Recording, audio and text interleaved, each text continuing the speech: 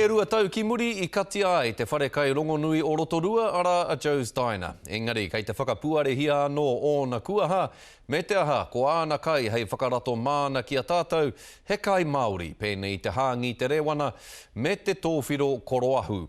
Nā, ko te wawate ia kia horapa e nei toa ki ngā rohe o Aotearoa whānui, tai atu rā hoki ki a Hitreiria a tōna wā. Ai Marika, ko tuwhera te tari o te ora o Kiwi Kai, ki te takiwā o Amo hau ki Rotorua Tāone. Me te aha, he Māori te āhua, he Māori te parani, he Māori te tākete.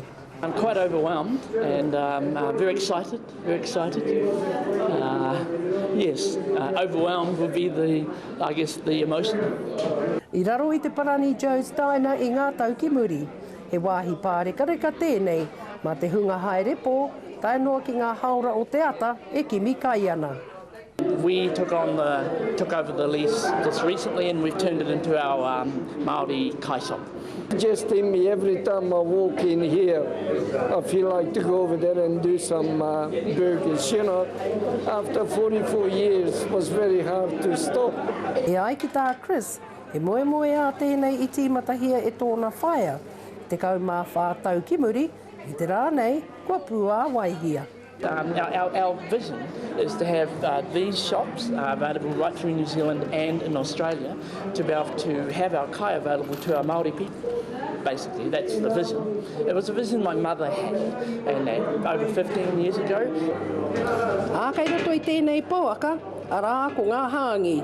Ko ngā mīti kei roto, arā he poaka. Kina ki atu hoki he tāewa, he paukena, he kumara. Me te tini maha tono hoki o ngā kai pērā I te puringi, ai kīnaki, a muri atu I tō kai. I am a landlord. I am doing business mentoring, help them set up and go. Awa tino pai tēnei, pērā ki ka tōna tauta Māori nā pai, pērā ki te hāngi, me ki atu nā chaura hoki. I think we're blessed, and they hope to make this a success and have it come in other places. Ko te wawata kia tipu ngā toa kai nei a ngā rā kai te tū. Ko Hinerangi Goodman, mō te karere.